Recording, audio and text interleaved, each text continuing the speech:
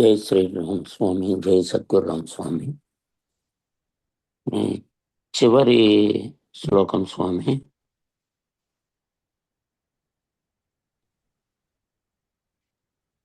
ముత్యపు చిప్ప యొక్క యథార్థ జ్ఞానము లేని వాని కయ్యదందు వెండి కనిపించినట్లు. ఆ మాట అర్థం కాలేదు స్వామి.